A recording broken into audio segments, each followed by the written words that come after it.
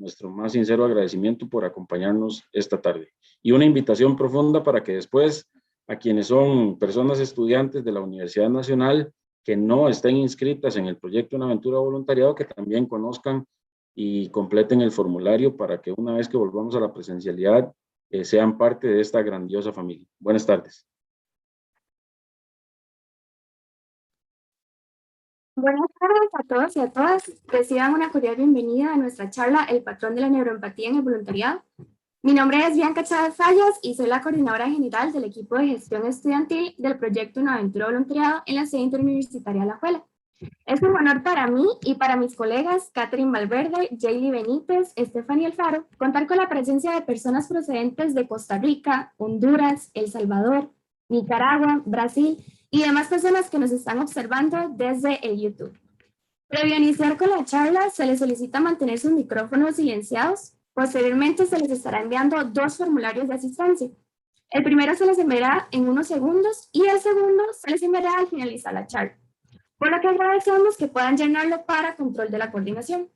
Asimismo, se les habilitará un espacio de preguntas al final de la charla. Pueden escribir sus preguntas en el chat del Zoom o bien pueden levantar la mano y se les dará la palabra en el momento establecido. Ahora bien, en este momento pueden ingresar al Google Forms para marcar su asistencia en la charla. Para completar este formulario.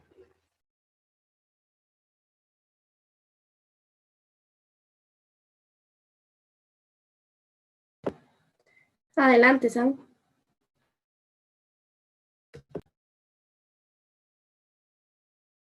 Está silenciada, Sam. En nombre del coordinador académico de la sede interuniversitaria Alajuela para la Universidad Nacional, quiero también darles un agradecimiento por este espacio y una cordial bienvenida a esta universidad, a este campus universitario. Muchas gracias.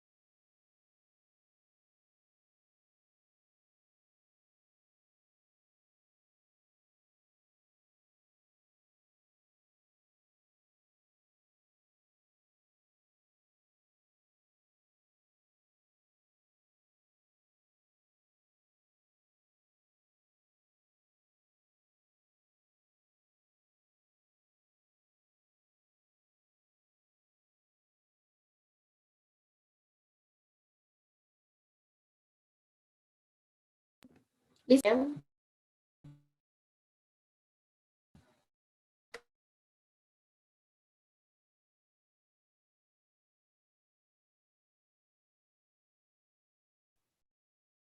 Una vez establecidas las normas y completado el formulario de asistencia, es importante mencionar que en esta ponencia se precisan las bases y fundamentos neuroanatómicos de la relevancia para el entendimiento de los patrones de conducta que asocian el concepto de la empatía, pero desde un abordaje neural. Por lo que a continuación me permito presentarles al doctor Juan Diego Sánchez Sánchez. Él es doctor en Ciencias Empresariales, máster en Finanzas, máster en Mercado, máster en Gerencia Tributaria. Además posee un posgrado en Educación Virtual, es licenciado en Comercio Internacional, licenciado en Finanzas y bachiller en Administración con énfasis en Comercio Internacional. Adicionalmente, es abogado y estudiante de maestría en Derecho Corporativo. El doctor Juan Diego Sánchez es profesor universitario, tutor de tesis con especialización en neuroinvestigación.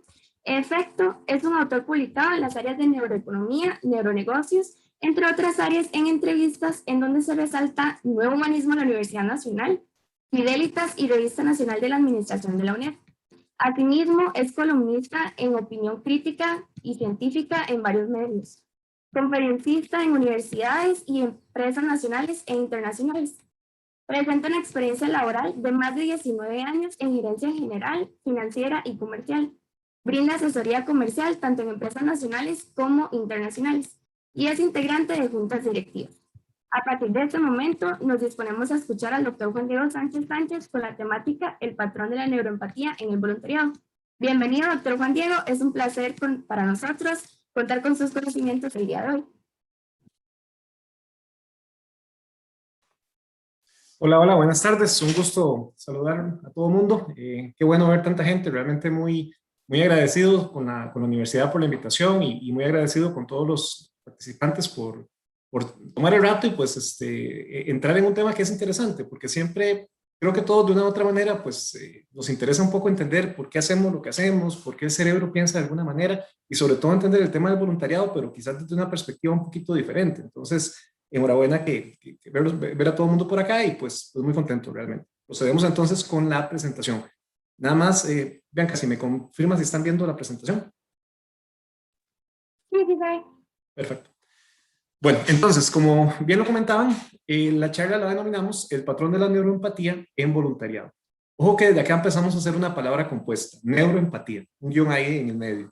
Básicamente vamos a abordar un poquito lo que es la parte un poco anatómica primero, después un poco el tema de lo que es ya funcionamiento de conducta humana desde un punto de vista estrictamente de comportamiento, para posteriormente llegar a un punto y hacer esa especie de exégesis, esa especie de ligamen entre lo que sería la teoría neuro y un poco la parte del voluntariado. Más o menos vamos a ver tres conceptos fundamentales que son los pilares, diría yo, de lo que vendría siendo el voluntariado de un enfoque de vista neural, que vendría siendo las bases de neuroconducta. Claramente, para hablar de neuroconducta hay que hablar del cerebro y hablar un poquito de este tema. Aquí yo siempre señalo que, vamos a ver, qué complejo, porque ahora en neuro, de unos años para acá, todo es neuro. No sé si se han dado cuenta que todo el mundo ahora es neuro, ¿verdad? Neurofelicidad, neurocoaching, neurolingüista, y no, realmente el concepto neuro implica una investigación muy seria con tecnologías biométricas, al punto de que estas tecnologías realmente me den datos que yo pueda interpretar y que pueda realmente considerarlos como datos científicos. Entonces hay que tener mucho cuidado ahí con el concepto neuro. No porque se use la palabra ya implica que algo sea neuro. Hay un enfoque que no es tan correcto, pero bueno, vamos a verlo desde el punto de vista un poco más científico. Entender un poco lo que es la motivación y el mito de la motivación neural, la empatía, y que ambos conceptos son los que al fin y al cabo me van a definir qué podemos entender por neurovoluntario. Siendo así, pues arrancaríamos entonces con la primera parte, que sería la neuroconducta. Neuroconducta, palabra compuesta, porque estamos hablando que neuro es una palabra en sí misma, conducta es una palabra por aparte. Conducta básicamente implica la acción humana, implica el hecho de tomar una decisión, moverme hacia y obtener un resultado. La conducta puede ser voluntaria e involuntaria, eso lo tenemos claro, ¿verdad? Puedo tener conductas que son de reflejo, que si bien es cierto, son conductas porque implican la acción humana, no necesariamente se pueden determinar conductas neurales. Esto implica que no hay una decisión. Y al no haber una decisión, pues entramos ya en un tema más filosófico, qué se entiende por conducta y qué no se entiende por conducta. Más adelante van a ver por qué el tema de la decisión es tan importante. Cosas básicas en la parte de neuroconducta, teorías inexactas. Esta es la primera teoría que asusta pensar que esta teoría fue verdad absoluta por años y se consideraba verdad absoluta, la teoría de los hemisferios o la hemisferialidad cerebral. Se decía que un hemisferio izquierdo, que era el racional, un hemisferio derecho, que era el emocional, y que incluso que se trabajaban por aparte y que se le dañaba un hemisferio, entonces se volvía más racional y viceversa. Eso es totalmente falso. Vean qué interesante. Esa teoría se considera una teoría inexacta porque realmente sí hay dos hemisferios, pero no es que uno sea emocional y el otro sea racional. Realmente el hemisferio izquierdo como tal es un poco más simétrico, un poco más numérico, un poco más de razonamiento, si se puede decir, pero por el enfoque de que tiene que ver con números y con simetrías. Mientras que el hemisferio derecho pues enfoca un poco más en lo que es colores, curvas, un poco más la intuición, un poco más temas ligados a la parte de imaginación, y ahí fue donde quizás se le dio esa connotación emocional, pero podríamos hablar un poco más de creatividad al lado del hemisferio derecho. No obstante, esto no es tampoco tan cierto. No hace mucho se descubrió que el cerebro, ambos hemisferios están conectados en el centro por lo que se denomina cuerpo calloso. Y el cuerpo calloso en esencia lo que hace es conectar ambos cerebros, es decir, conectar ambos cerebros y permitir que se balancee entre uno y el otro. Lo que sí es muy interesante es que el cuerpo está como diagramado al revés. La parte izquierda del cuerpo es controlado por el hemisferio derecho y viceversa. Sí hay cierta lógica en decir que los zurdos tienen un poquito más de creatividad, porque tienen un acceso más directo al hemisferio derecho. Y también ya hay estudios que ya han probado que la persona que gasta más el ojo izquierdo es porque usa más el ojo derecho, y el que gasta más el ojo derecho es porque usa el izquierdo, decía un amigo. Y el que no gasta los ojos no usa los hemisferios. Bueno, ahí básicamente sí está probado que hay una asociación entre el ojo izquierdo, el hemisferio derecho y viceversa. Esto fue verdad, como les digo, fue verdad por mucho tiempo, y en efecto, sí tenemos dos hemisferios, uno más matemático, otro más asimétrico, el derecho, pero no trabajan independientes. El cerebro es una unidad. El cerebro es mucho más complejo que una simple hemisferialidad.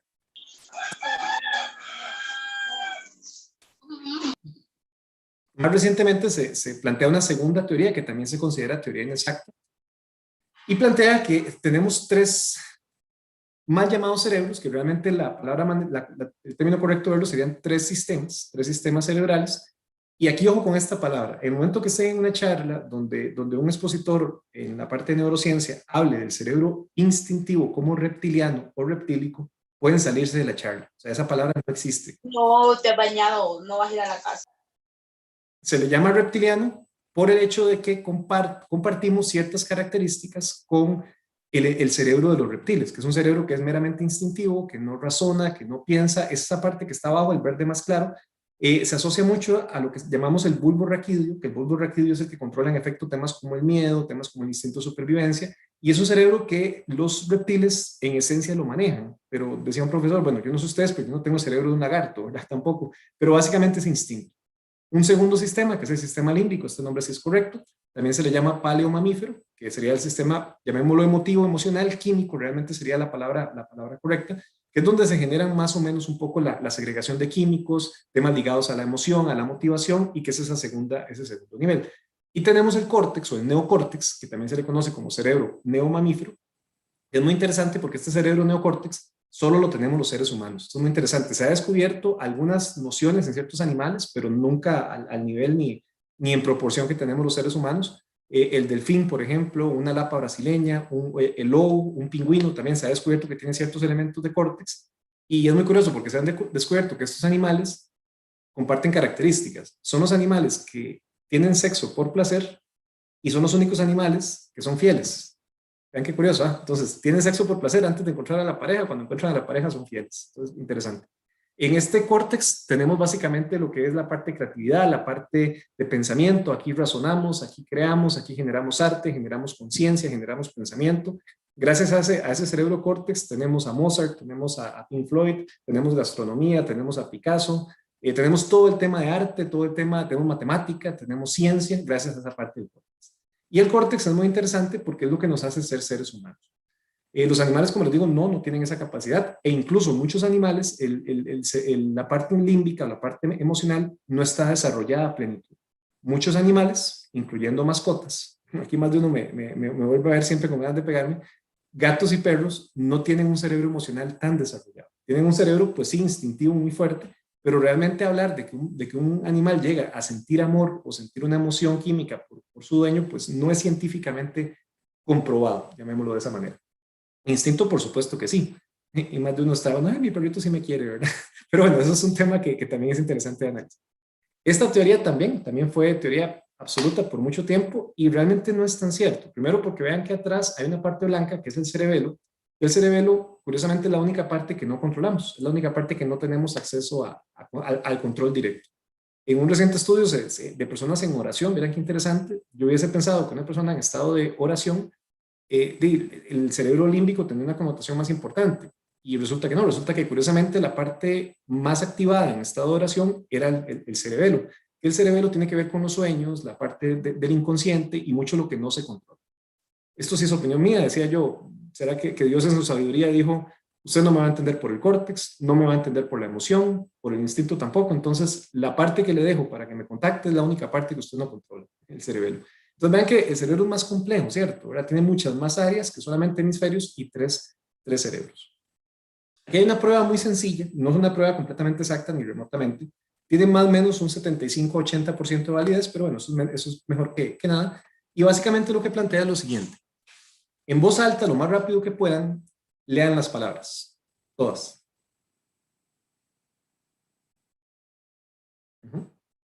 Ahora, en voz alta, lo más rápido que puedan, digan el color con el que está escrita la palabra, pero no lean la palabra.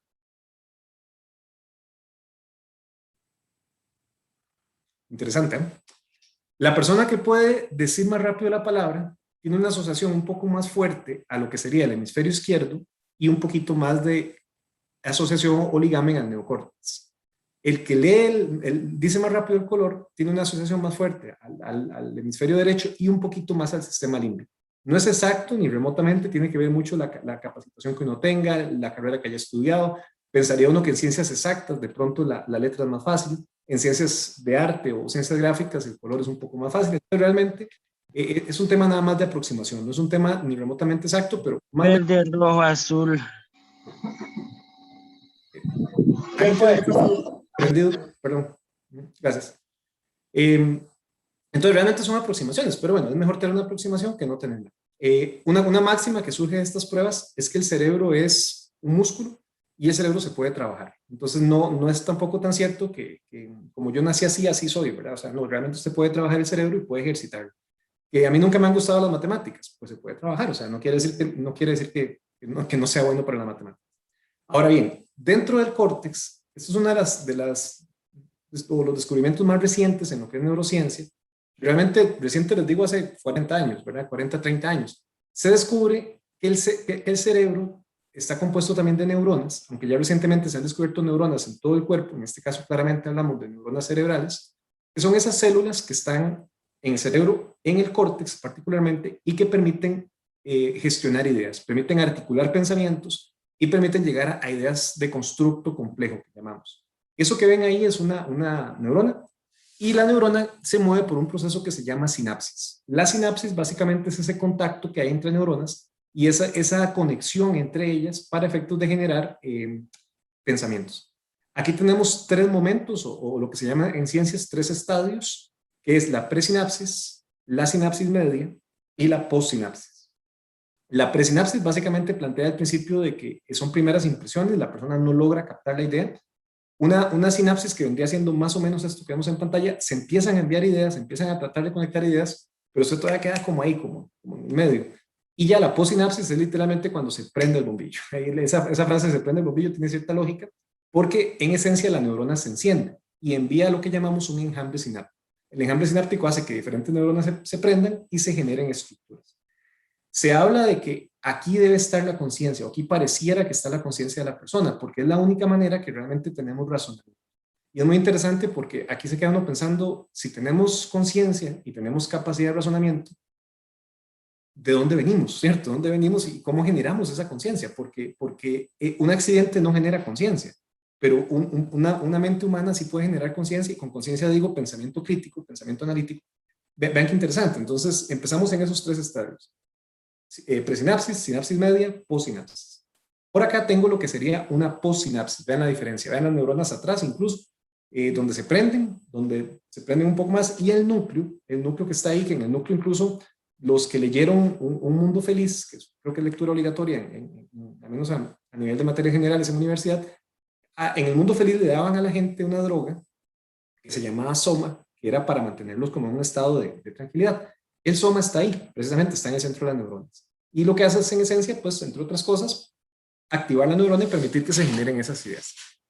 Los tubitos que hay entre neuronas se llaman dendritas, que son básicamente las conexiones, y las dendritas son las que permiten generar esas ideas. Esto lo generamos en el córtex, entonces vean qué interesante. Aquí sí se ha logrado probar que las 2 herramientas, en esencia, que aumentan la sinapsis, son los números y el lenguaje. Es decir, ver números, utilizar números, aplicar números, lenguaje, preferiblemente leído, es donde más sinapsis se genera, hace que la persona active estas neuronas y empiece a generar ideas complejas. Las imágenes no tanto. Las imágenes ahora vamos a ver que tienen una connotación un poco más emocional. Y aquí hay un tema interesante que ahora vamos a ver también, entre la diferencia entre lo que son neurotransmisores y lo que son temas de sinapsis. Posterior a eso, siempre en el tema de neuroconducta se descubre esta otra teoría, que esta teoría sí es bastante exacta, quizás es de las más exactas que tenemos, que son la teoría de los lóbulos. Los lóbulos básicamente lo que plantean o lo que han demostrado es que el córtex, incluido un poco el sistema límbico también, está dividido como en regiones muy particulares. Regiones ejecutivas lo llaman algunos neurocientíficos, porque controlan ciertas funciones. Un lóbulo frontal, que más allá del córtex, yo diría que esto es lo que nos hace ser seres humanos. El lóbulo frontal es básicamente el sentido común, la lógica, la ética, la toma de decisiones, funciones ejecutivas, incluso el lenguaje. Vean que ahí donde está marcado el área de Broca, ahí es donde se genera el lenguaje. Una cosa muy interesante es que el licor se va al lóbulo frontal y se va particularmente al área motora del lenguaje, entonces por eso la gente con licor no puede hablar bien, porque el licor bloquea el área de Broca. Y hay cierta lógica también en que ¿cómo es que dicen? Que las personas con licor dicen la verdad. Pues sí, porque en esencia lo que hacen es desinhibir el lóbulo frontal. El lóbulo frontal es ese freno inhibitorio, es el que me dice muy bonito pero no lo haga, muy rico pero le va a caer mal, muy lindo pero está muy caro. Ok, usted le quita el freno inhibitorio y el ser humano pensará con cualquier otra parte menos con el lóbulo frontal. Entonces realmente aquí es donde hay una connotación muy humana. O sea, realmente este lóbulo frontal, que después van a ver que toma un papel ponderante en el voluntariado, es aquí en el lóbulo frontal. Lóbulo temporal, que son dos, realmente están a los lados, un poco el audio, un poco el olfato, se asocia al hipocampo, que está más adentro, y tiene que ver mucho con la memoria emocional.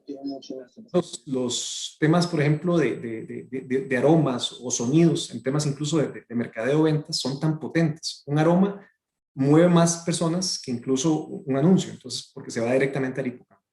Atrás, el lóbulo parietal, un poco la parte visual, vean que la parte visual se controla hasta atrás, entonces realmente la parte visual puede perder interés muy fácil porque un impulso visual tiene que atravesar todo el cerebro. Y arriba tenemos el lóbulo parietal, es como rosado más o menos. El lóbulo parietal básicamente lo que controla es un poco la parte motora, la parte de sensaciones físicas, pero también muy interesante el tema analítico de números y letras. Vean qué curioso esta parte. Yo hace poco había publicado una columna que hablaba del lóbulo parietal, la matemática y el derecho. La interpretación de textos se da en el lóbulo parietal y la interpretación de números se da en el lóbulo parietal. Entonces, no es cierto que si usted es bueno para la lectura, sea malo para la matemática, o que si usted es bueno para la matemática, sea malo para la lectura. Eso no es cierto. Es exactamente la misma región cerebral, todo es tema de trabajar. El cerebro es un músculo, se puede trabajar, se puede mejorar. Abajo vean el bulbo raquídeo, que sería como el tallo, ¿verdad? El tallo del cerebro, el cerebelo atrás. Y algunas otras hay interesantes, pero es interesante ver cómo el cerebro entonces también se divide en estas áreas. Entonces vean qué complejo que se vuelve el cerebro. Hemisferios, teoría de los tres cerebros, sistemas, sinapsis en el córtex, un lóbulo frontal que casi que domina la esencia del ser humano, la ética que se genera en el lóbulo frontal y bueno, algunos otros lóbulos con funciones muy particulares. Vean lo fuerte que es su lóbulo frontal. Esto es muy interesante, esto se conoce como la teoría simétrica cerebral. La teoría simétrica cerebral plantea de que realmente el cerebro es tan rápido y tan potente que ve el inicio y ve el final. Al cerebro poco le interesan los detalles. Y vean qué curioso esto, porque siempre en universidades nos han dicho cuide los detalles, al cliente los detalles, esto con los detalles. Y no, pareciera que no. Realmente es el inicio y el final. Por eso casi que vamos a una película, nos acordamos del inicio y el final. Me atrevo a decir que todos los participantes se acuerdan de su primer beso, salvo casos particulares, pero difícilmente se acuerdan del cuarto, salvo que haya sido algo espectacular, ¿verdad? Porque siempre nos acordamos de lo primero y de lo último. Esto es también muy importante porque ese cierre que yo le dé a los procesos hacen que el archivo neural que la persona esté trabajando pueda cerrar. Algo tan sencillo como tener la última palabra. Si yo tengo la última palabra, la otra persona no cierra el archivo neural. Incluso en una discusión, para cerrar la discusión y yo querer que la otra persona ya se quede tranquilo, tengo que dejar que diga la última palabra. Ok, está bien. Que el cliente se vaya sin decir, que me diga muchas gracias, que yo tenga la última palabra, con gusto, ¿verdad? En una discusión, sí señora, está bien. Entonces ya ahí cierra la discusión. Esto se conoce como teoría simétrica cerebral y lo que nos permite es pues, entender esa importancia de abrir y cerrar procesos, que también van a ver, se liga mucho a la propia voluntariado. Y finalmente, desde el punto de vista de neuroconducta, tenemos estos otros señores que son los químicos o los neurotransmisores, para llamarlos desde un punto de vista más exacto. Científicamente, que serían los neurotransmisores, neuroquímico lo llaman algunos. Lo que pasa es que no todos son químicos, algunos son enzimas, otros son hormonas, entonces no necesariamente es tan correcto llamarlo químicos. Dopamina, deseo, serotonina, satisfacción, oxitocina, apego, temor. Esto es muy importante, el apego y el temor. Noradrenalina, un poco el enojo, y adrenalina, aceleración. Hay otros, por supuesto que hay otros más. Interesante, por ejemplo, el circuito del amor, que yo lo llamaría más enamoramiento. Vean que es 33% satisfacción, 33% deseo y 33% miedo y temor y apego. Curioso, Entonces vean que al fin y al cabo ese apego es muy importante porque hace que usted se mantenga. Y incluso el tema del enamoramiento, probado que la dopamina, que es el deseo, es la primera que cae, sigue la serotonina y ya como a los 5 años lo que queda nada más es oxitocina. O sea, nada más queda apego y un poco de temor. Entonces es un tema que se vuelve a iniciar, ¿verdad? El enamoramiento puede volver a iniciar, los pequeños detalles pueden volver a cambiar. Estar iniciando procesos, reiniciando procesos, genera muy bien digamos, la regulación de estos neurotransmisores. Una máxima fundamental aquí es que a medida que sube la sinapsis, los neurotransmisores tienden a regularse. A medida que los neurotransmisores se disparan, la sinapsis tiende a bajar. En español más sencillo, a medida que yo pienso, controlo las emociones. A medida que siento emociones, pierdo pensamiento. Entonces, es bastante interesante. Tiene cierta lógica aquello de contar hasta 10 cuando uno se enoja, porque usted está activando un elemento sináptico que es el número. El número me lleva a un proceso sináptico, activa neuronas y hasta cierto punto puede controlar estos elementos que no es que esté mal tener emociones, pero dejarse guiar por las emociones creo que es lo que hay que regular. Esta lámina es muy interesante. A la izquierda tienen la causa o el hábito que puede generar un determinado neurotransmisor y a la derecha el efecto. Me llama la atención, por ejemplo, algo tan sencillo como la dopamina, que es deseo, dar las gracias, genera esa dopamina. Vean qué interesante la GABA. GABA es también un neurotransmisor que me da una sensación como de bienestar, de tranquilidad. Algo tan sencillo como comer almendras hace que la gente esté tranquila. Cuando llega uno a entregar exámenes que están terribles, usted lleva una bolsita de almendras y le regala almendras a los estudiantes. También eso ayuda un poquito a que reciban la nota. Y vean, por ejemplo, la endorfina. La endorfina es pura felicidad, puro éxtasis, es un tema pasajero completamente. La actividad sexual, la comida picante, el chocolate. El chocolate no genera dopamina, eso es un tema interesante, no genera deseo, el chocolate genera más bien felicidad. Lo que pasa es que la endorfina sí es muy pasajera. La endorfina, para decirles así, es ver a su equipo haciendo 3 goles y que a los 15 minutos le metan 3. Así de sencillo. O sea, es un tema súper pasajero que como tenía la endorfina arriba, al momento se me va a bajar. Y esto se regula, repito, con temas de sinapsis. A medida que sube la sinapsis, tienden a regularse un poquito mejor los neurotransmisores. Muy bien, entonces con esta primera parte podemos entender más o menos la complejidad del cerebro. En la segunda parte vamos a entrar a hablar de 2 temas que son los que rigen el concepto del voluntariado. Por lo menos desde el punto de vista etimológico, voluntariado, voluntad, viene de voluntad propia, de una acción propia, va de la mano con motivación y va de la mano con empatía. Empezamos con la motivación. La motivación viene de un latín motivus actio, que es moverse hacia, y la motivación es muy interesante porque implica la decisión humana de buscar algo que es posible. Vean qué interesante esto. La motivación no es una emoción. La motivación es una curva de comportamiento que inicia precisamente con una decisión. Esa decisión me lleva a un circuito que conocemos como el DAS. Genera un deseo, genera una acción y finalmente para llamarse motivación tiene que terminar con satisfacción. No es cierto que a la persona hay que mantenerla motivada todo el tiempo. Eso es fisiológicamente imposible. A la persona hay que tenerla con dopamina, lo más que se pueda, es decir, con deseo, deseosa, emotiva, pero no motivada. Hay una gran diferencia entre emoción y motivación. La motivación es una curva que termina y que es insostenible en el tiempo. La emoción es una sensación específica. Y vean que la motivación se basa primero en un deseo que implica dopamina, una acción que implica aceleración corporal, una acción humana que implica buscar aquello que yo tengo como añorado, que implica adrenalina, y para cerrar la curva generamos serotonina, que es la satisfacción. Peligrosa la motivación en el sentido que si no se logra la serotonina, o sea, la persona no logra aquello que estaba buscando, en primer lugar, lo que va a generar es noradrenalina, lo cual implicaría enojo, implicaría pérdida de niveles de dopamina y podría caer incluso en una depresión. Entonces hay que tener mucho cuidado con eso. La motivación tiene que ver con ese motivus actio, moverme hacia, e implica una decisión humana. Y se mueve a través de lo que llamamos el SARA, Sistema Activador Reticular Ascendente. La motivación, y esto van a diferir conmigo, y bueno, enhorabuena que lo van a hacer. Nos dicen desde la UDI, desde el colegio, incluso que hay 2 tipos de motivaciones, la intrínseca y la extrínseca. La motivación fisiológicamente no puede ser extrínseca. ¿Por qué razón?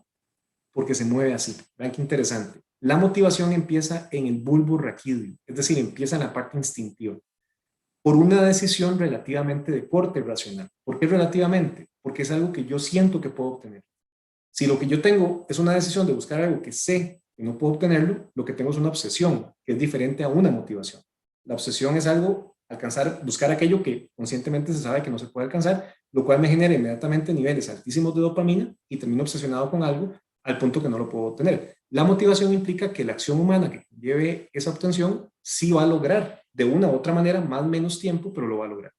Empezamos por lo que llamamos sustancia negra, meramente instintivo, empieza a subir, pasa por un tema, por un punto que se llama la amígdala. La amígdala es fundamental, también van a verla en el voluntariado, porque la amígdala, carga las conductas de ciertas emociones, las moldea hasta cierto punto. Les da esa connotación emocional buena o mala. Las emociones pueden ser positivas o negativas.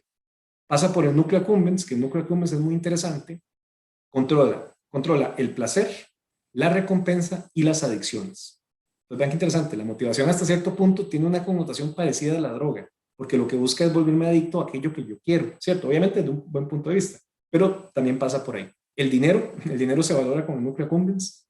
Esa sensación que siente uno cuando ve el comprobante de pago, hasta que siente que respira, básicamente, en menor medida, por supuesto, pero es la misma sensación que siente una persona drogadicta, porque básicamente lo que activa es un núcleo accumbens y siente esa recompensa. Por supuesto que con consecuencias diferentes, pero es el núcleo accumbens el que da esa sensación.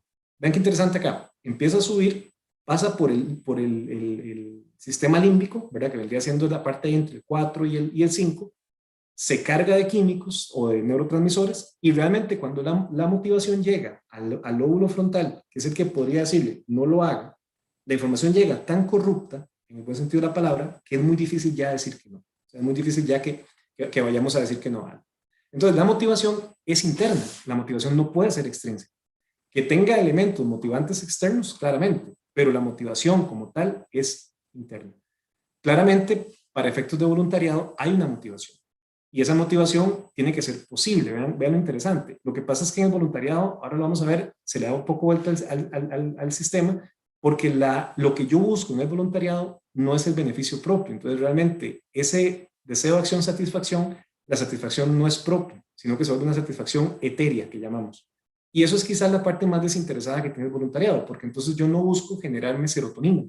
Yo busco generarme serotonina habiéndole generado serotonina a un tercero. O sea, que realmente mis acciones repercutan en el bienestar de un tercero. Al final se cierra el círculo, claramente, porque genero serotonina, pero no propia, sino derivada del bienestar a un tercero. Y caemos en este tema, la neuroempatía. La empatía, en esencia, viene también de un latín, ¿verdad? Empathicus, que básicamente es la sensación propia del otro, palabras más, palabras menos, sentirme parte de o sentirme propio de la otra persona. Y esto implica, cerebralmente, algo muy interesante. La empatía no implica ni emoción, ni implica sentimiento, ni implica culpa, ni lástima. Es muy extraño que la gente piense que la empatía implica como sentir lástima por alguien.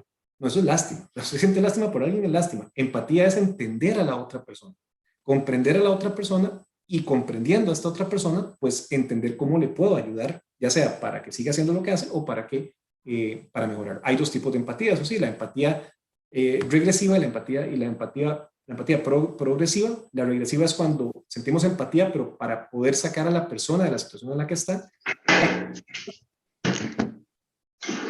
es para que más bien para que la persona siga en la situación en la que está. Porque entendemos que la situación es buena. ¿Qué se activa aquí? Aquí se activa un tema que conocemos como las neuronas espejo. Las neuronas espejo es muy interesante y es en esencia el circuito neural de la empatía, que es sincronizar literalmente activaciones cerebrales donde prácticamente las mismas áreas que se activan en una persona se van a activar en la otra persona y hay una activación recíproca, por eso se llama neuronas espejo. Claramente caemos en un estado de neuroempatía casi igual, entonces por supuesto que yo voy a entender a la otra persona. ¿Por qué? Porque mis regiones cerebrales están siendo exactamente activadas que la otra persona. Eso se conoce como neuroempatía o neuronas espejos. Vean más o menos aquí el circuito. Empieza por el lóbulo parietal interior. Recuerden que el lóbulo parietal interior, sensaciones físicas y un poco la parte de textos y números. Entonces, es esa interpretación de la realidad en el lóbulo parietal. La corteza motora primaria, o sea, básicamente el lóbulo frontal, me da razón a la empatía, me valida la empatía. Aquí es donde entran también los sesgos heurísticos. Cuando esa validación se brinca la corteza y pasa directamente a lo que está abajo, que es la circunvolución frontal inferior, me estoy brincando la parte racional. La empatía sincera implica un razonamiento. Si me lo brinco, pasaría a ser una empatía motivacional o una empatía emocional, y no es una empatía, es básicamente una sensación. Vean lo importante, el juego que tiene el lóbulo frontal. El lóbulo frontal valida que la empatía que yo tengo realmente tenga cierta racionalidad. Es decir, prácticamente es como que pide permiso. Mira, siento esto por otra persona, es cierto. La corteza motora lo que hace es como tratar de validarlo, lo envía a la parte emocional, y la parte emocional pues ya ahora sí le da toda la connotación que tenga que ver. ¿Por qué el lóbulo occipital? Porque todo entra por los ojos. Claramente la empatía entra por los ojos. Y acá, muy importante, el comportamiento espejo. Comportamiento espejo básicamente implica el movimiento corporal, aquí hay un tema de ética de por medio, donde yo trato de imitar los movimientos de la otra persona, incluso hasta la ropa de la otra persona, para tratar de forzar esa empatía. Esto no es ético desde el punto de vista humano, si lo quisiéramos ver, porque yo estaría forzando la empatía de la otra persona. Pero el comportamiento espejo es una técnica, no es muy científica, o sea, no se considera, de hecho, a nivel neuro no se considera 100% científica, se considera más pseudociencia. Pseudo no es algo malo, ¿verdad? Pseudo nada más es que el método científico que se usa no es replicable, entonces se considera pseudociencia.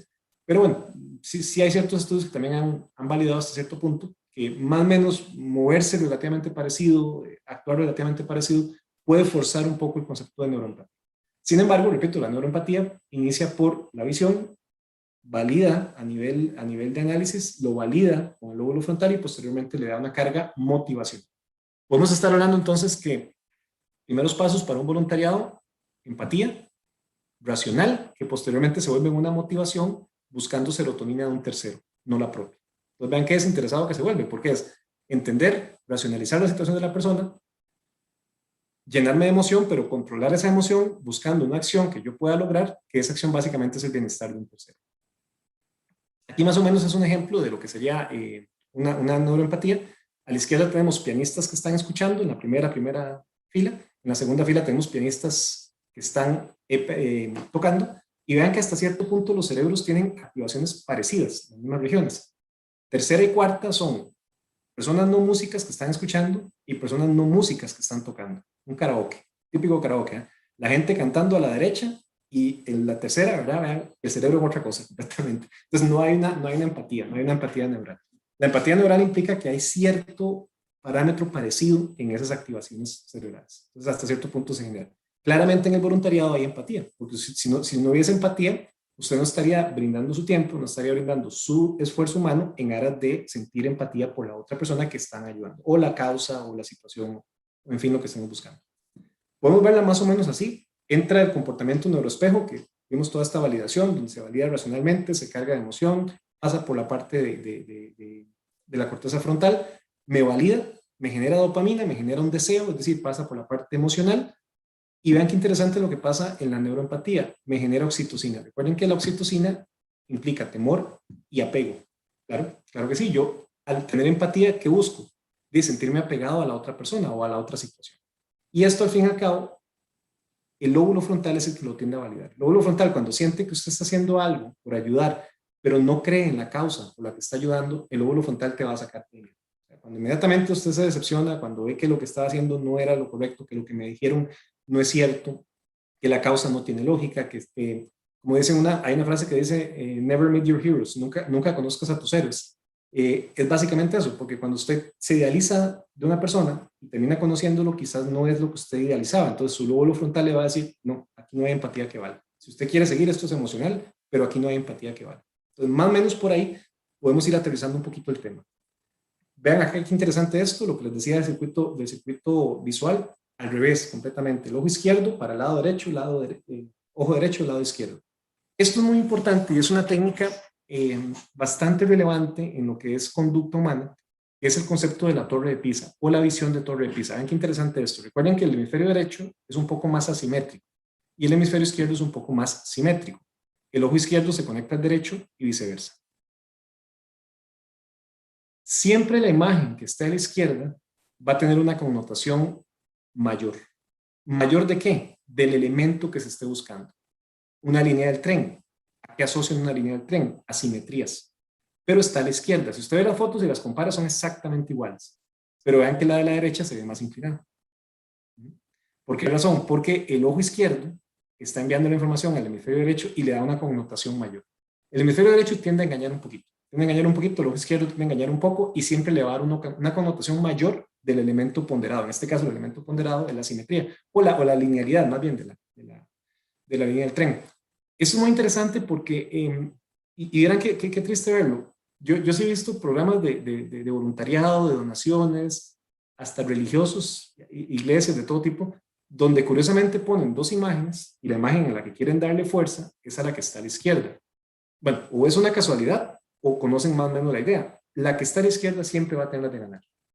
Si yo pongo, no sé, donación y pongo dos cosas, y probablemente la donación que está a la izquierda es la que va a ganar. Entonces hay que tener mucho cuidado con eso porque esto es generar empatía forzada. Esta empatía, cuando ya el lóbulo frontal se da cuenta, pierde esa linealidad y la motivación, recuerden que si no alcanza la serotonina, se cae, ¿verdad? La emoción es pasajera, la motivación es un poco más sostenida siempre y cuando sea posible. Entonces, este tipo de cosas, pues, son válidas si uno quiere vender, son válidas si uno quiere, pero creo que en temas tan puros, si cabe la palabra, como es la empatía por voluntariado, creo que no. Creo que me parece que no es lo más correcto. Y bueno, entonces con todo esto ya tenemos entonces un circuito más o menos aproximado de neuroempatía, motivación, sabemos más o menos cómo va. ¿Cómo podemos estructurar entonces, ahora sí, lo que vendría siendo el concepto de neurovoluntariado?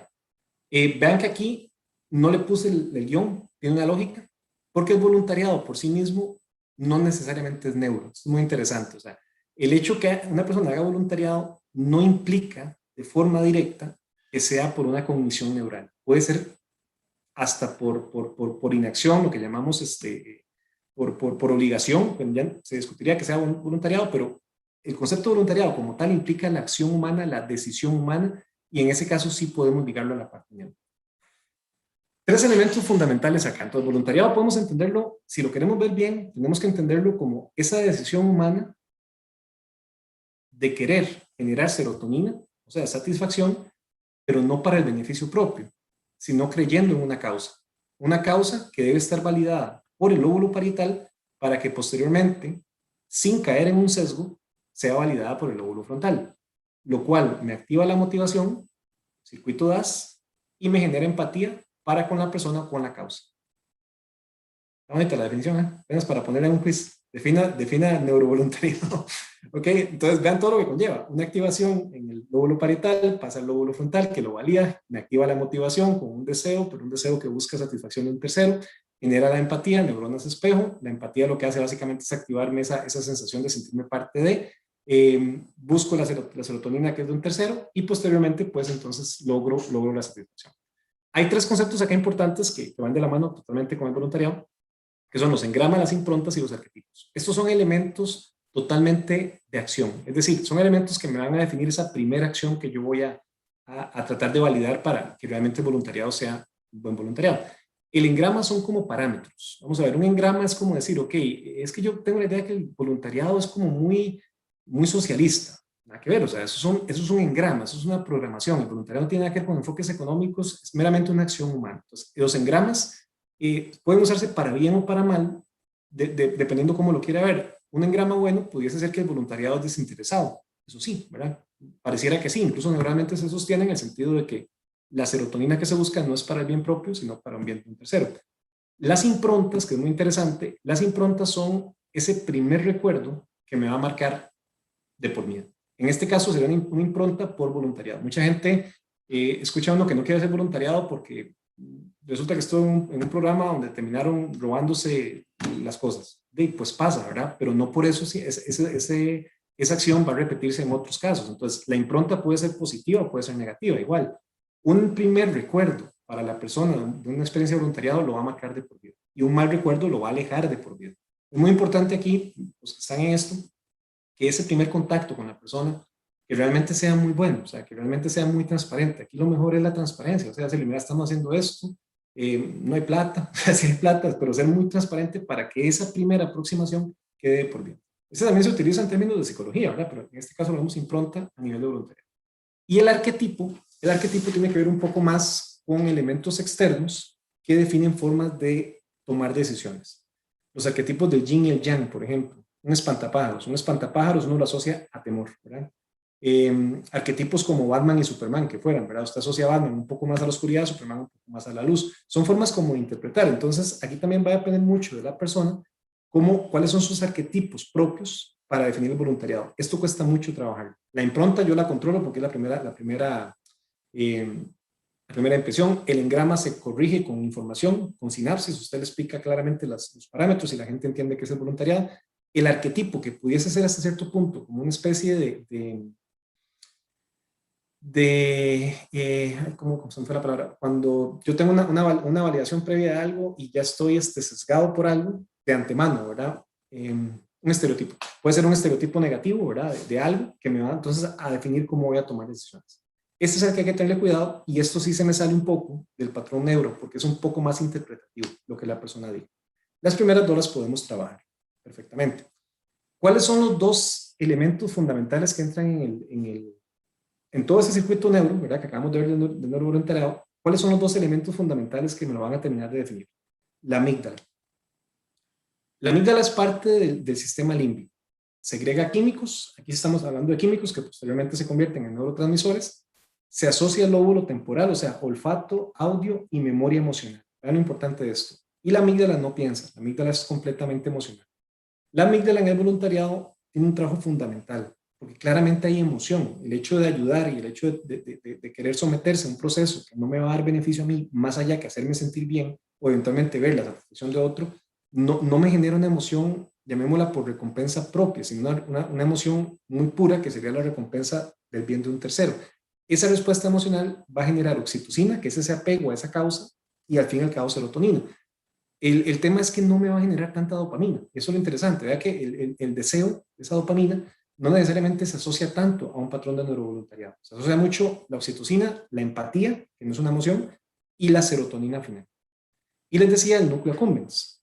Placer, risa, recompensa. La recompensa en este caso, que es aquí es donde uno sí termina creyendo en temas de personas que trabajan en voluntariado, de verdad sin que les paguen porque quieren, porque realmente esta recompensa es etérea. O sea, la persona no recibe nada a cambio. Se podría discutir que recibe la satisfacción de ver a otro, pero es que no deja de ser algo que es etéreo, ¿verdad? No se les paga, no reciben nada a cambio. El simple hecho de ver a una persona que sale de un problema, de ver a un muchacho riéndose, una cuestión de estas, de verdad que sí es digno de admirar, porque esa recompensa es una recompensa por serotonina de un tercero. O sea, se genera satisfacción en el tercero, que por empatía me genera satisfacción a mí. Se activa la misma región, generamos serotonina espejo, si cabe la palabra. Esa palabra no existe, pero bueno, ahí sí cabe por aquello.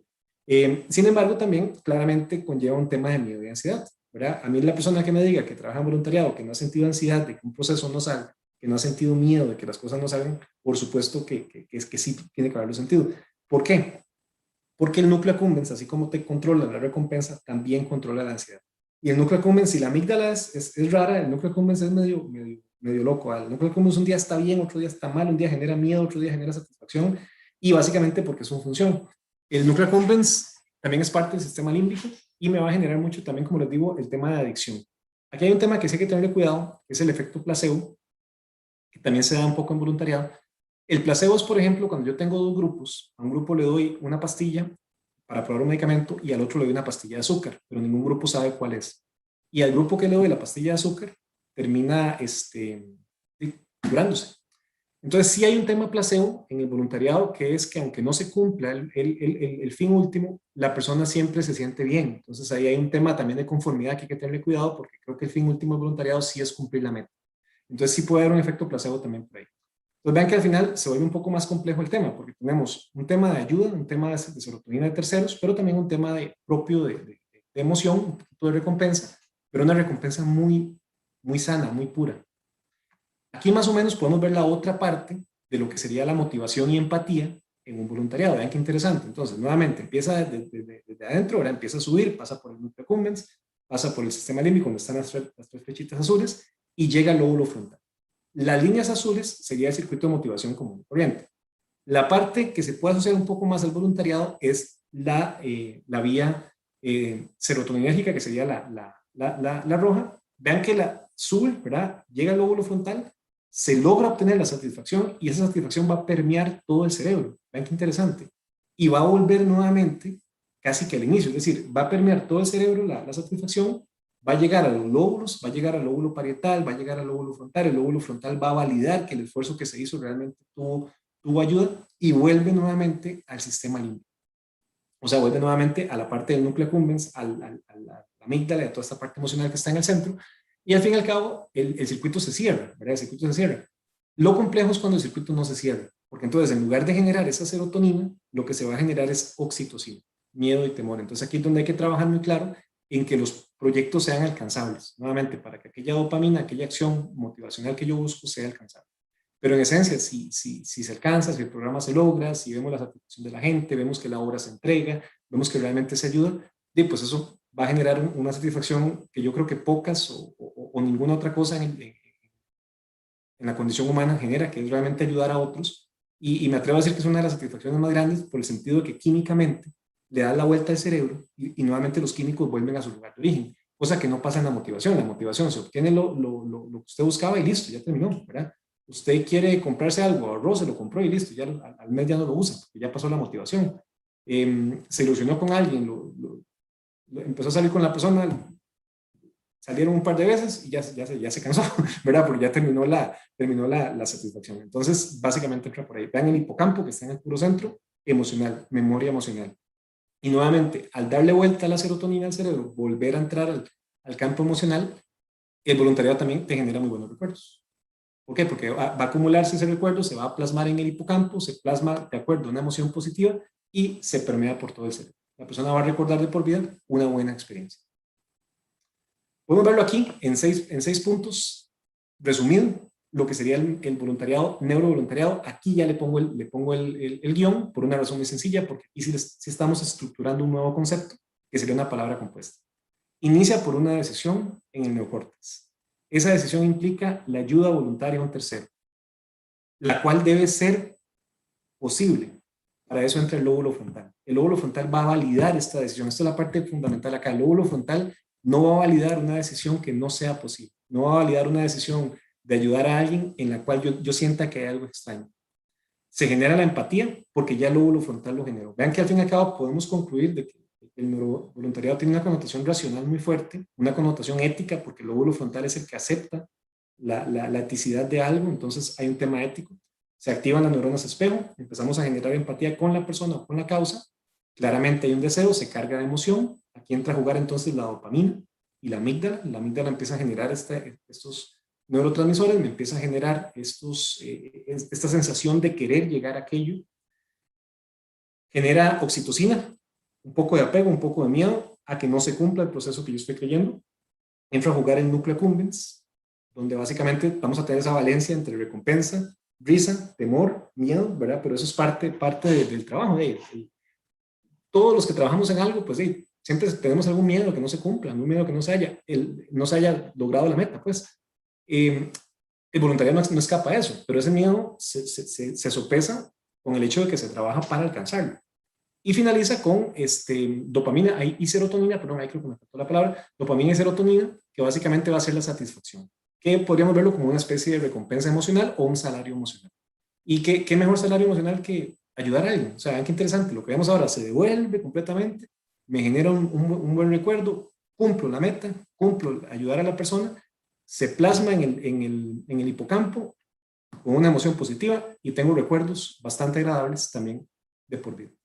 Aquí lo vemos y lo quisiéramos ver un poco más técnico, cómo empieza todo. Empieza nuevamente el lóbulo parietal arriba, la zona especular parietal, pasa al frente, al giro frontal inferior, pasa por el hipotálamo, pasa por la corteza temporal, pasa por la amígdala, pasa hacia atrás a toda la parte de acción y nuevamente vuelve a caer. Vean que la flechita se devuelve nuevamente, vuelve a caer al centro. Ahí lo podemos ver un poco más, digamos, más técnico si quisiéramos ver el patrón, con algunas otras palabras que no necesariamente vemos, pero en esencia es lo mismo. Empieza por el lóbulo parietal, pasa al lóbulo frontal, pasa a la amígdala, se llena de emociones, se genera esa dopamina, se genera ese temor, posteriormente va a la acción humana, se empieza a trabajar, se logra la satisfacción desinteresada de serotonina por un tercero, ver a la persona feliz y vuelve todo al sistema emocional y me genera recuerdos de por vida.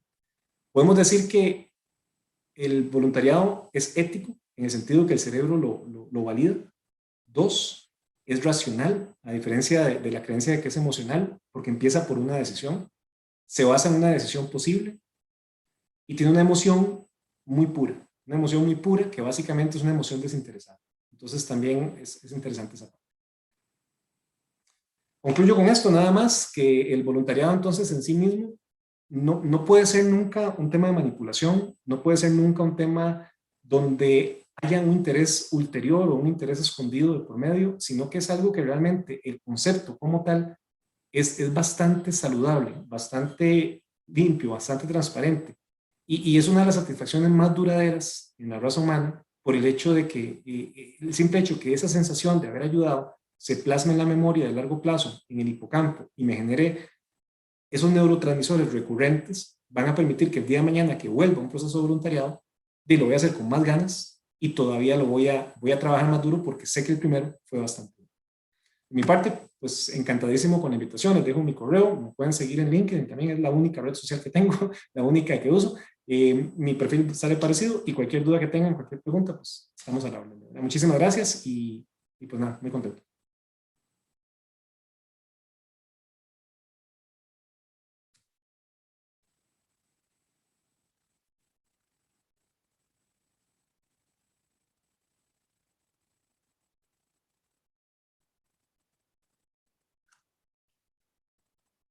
No sé si hay espacio para preguntas. Sí, a partir de este momento pueden realizar las preguntas.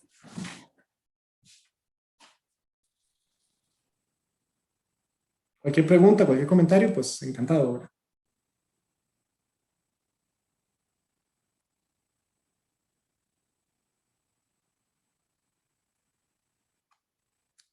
Pueden levantar la mano o bien escribir en el chat. Hola, Esteban, aquí estoy de vuelta. Yo siempre, tal vez, agradecer a Juan Diego, es muy importante la información y el conocimiento que nos comparte, pero siempre a las personas estudiantes que participan de voluntariado, tal vez les decimos que el voluntariado moderno o el contexto actual del voluntariado ha transitado entre el ayudar y el compartir experiencias, porque antes se percibía el ayudar como una acción de caridad.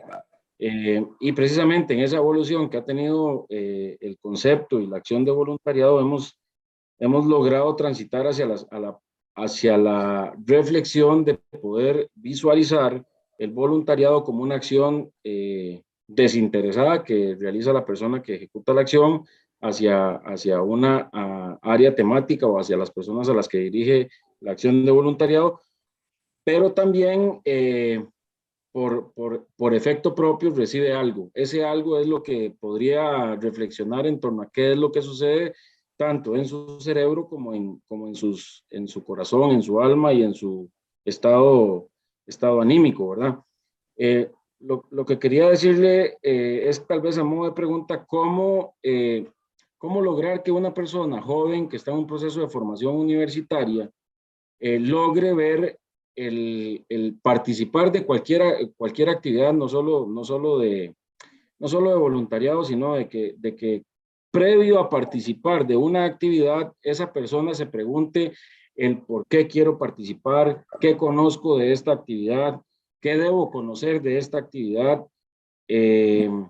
y no solo efectivamente se convierta tal vez por decirlo, en una moda, ¿verdad? Que el voluntariado ahora es, que puede ser una moda muy importante a nivel estadístico, ¿verdad? Eso es claro, pero ¿cómo no lo ven cómo no ver la acción de voluntariado como simplemente, como nos dicen algunas personas jóvenes, vamos a ir a conocer un lugar o vamos a ir eso es parte del entorno en el que se van a insertar, pero no es el fin mismo. Entonces, ¿cómo estimular ese cerebro con las preguntas adecuadas, sea deporte, sea voluntariado, sea arte, sea, cómo decirle a una persona, o sea, el mismo proceso de enseñanza-aprendizaje en el que está inserto, de cómo estimular esas partes importantes del cerebro, hacerse las preguntas adecuadas previas a insertarse en una iniciativa que le llama la atención? Eso es como mi consulta. Claro, bueno, muy buena pregunta. De hecho, curioso porque dentro de la pregunta, pues, usted mismo se dio la respuesta. Mira qué interesante. Hay un proverbio que la mejor forma, que educar con el ejemplo no es la mejor forma de educar, es la única. Es lo que dice el proverbio. Y en efecto, Esteban, usted lo menciona, el hecho de poder compartir experiencias. El compartir experiencias es una de las técnicas para lograr generar realmente esa empatía en la persona. Ver a un muchacho que ya haya participado, una muchacha que ya haya participado en un proceso de estos, verla en un video, verla en una charla, exponiendo sus ideas, sus beneficios, qué obtuvo, cuál fue, temas como cuál fue la sensación que le generó, eso lo primero que va a hacer es despertar esa curiosidad, que esa curiosidad empieza nuevamente un poquito por la amígdala, un núcleo accumbens, un poquito de recompensa, pero ya ligado un poco a la parte de empatía. El compartir experiencias es algo muy interesante porque llama a, ¿verdad? Llama a y da también la connotación de que el proceso sí es posible. Recuerden que toda esta idea desde el punto de vista neuro es que yo me voy a meter en algo que mi cerebro pueda validar como posible. En el momento que el cerebro de la persona entienda que es imposible lo que está haciendo, que es muy difícil, va a costar más que realmente se enamore del tema. Entonces, compartir experiencias donde pueda bajar un poco el tema, aterrizarlo un poco más y dejar claro que sí es posible y que aparte de eso tienen ciertos beneficios, inmediatamente vas a conectar. Vas a conectar con neuronas espejo, vas a conectar con dopamina y va a hacer que la persona también entre como en cierta confianza. También me parece muy conveniente el hecho de que esa experiencia se comparta, pero al fin y al cabo es la persona la que debe aceptarlo. Recuerden que el voluntariado para ser realmente completo no puede ser impuesto, porque ya no sería voluntario. O sea, por un tema ahí hasta de semántica, ¿no? O es voluntario o es impuesto. Entonces, al fin y al cabo, por más que se comparte todo, sí es la persona la que debe decidir. Pero creo que el compartir experiencias es una técnica bastante precisa y neuralmente se sostiene muy bien. Ok, no sé si hay alguien más con preguntas que pueda levantar la mano o activar el micrófono. Buenas tardes, mi nombre es Cheryl. Yo tengo una pregunta, ¿me escucha? Adelante. Sí. Es que traté de prender el video, pero no puedo. Entonces, solo el micrófono. Profesor Juan Diego, es que yo soy licenciada en la carrera de Administración de Negocios y yo hago voluntariado para una organización que es dirigida a niños en riesgo social y se reciben mucho chicos realizando TCU y profesionales voluntarios. Y me gustaría saber si usted me puede recomendar algún libro o lectura que, digamos, me pueda guiar a mí para ayudarle a la representante legal de la organización a que estos chicos como se motiven más para, o sea, en el momento de realizar las horas de TCU, que pasen de ahí una experiencia satisfactoria y que se lleven pues una buena imagen también de la organización, ¿verdad? Entonces, esa era básicamente mi pregunta. Sí, aquí, Sherry, muchas gracias por la pregunta. Vamos a ver, desde el punto de vista ya de la organización como tal, pues obviamente no la conozco, tengo que conocerla un poco más para poder opinar, pero sí te puedo casi que afirmar con un gran grado de certeza de que cuando a estos muchachos, o bueno, a la persona en general que haga voluntariado, se le da lecturas enfocadas en la parte neuro y en la parte de por qué están haciendo lo que están haciendo, nuevamente ligadas a experiencias previas, ayuda mucho. Temas, por ejemplo, que pueden buscar incluso en Google Scholar, que es una muy buena fuente, que es de acceso gratuito, temas de neuroempatía, temas de neuromotivación y temas de experiencias científicas en voluntariado. Hay un par de papers subidos en Google Scholar de experiencias científicas de voluntariado que lo que se basan es básicamente en procesos de investigación-acción donde se van reportando y se van sistematizando experiencias de personas previas que han participado y tomar eso y hacer una presentación y de pronto conseguir tal vez algún expositor que haya pasado ya por el proceso y que haya visto, sería ideal conseguir alguno de los que ya estuvo en el proceso como previo, ¿verdad? Para traerlo con los nuevos. Eso sería interesantísimo porque qué mejor experiencia que alguien de primera mano que lo haya tenido. Pero te recomendaría buscarlo en Google Scholar, experiencias científicas del voluntariado, y creo que te puede servir.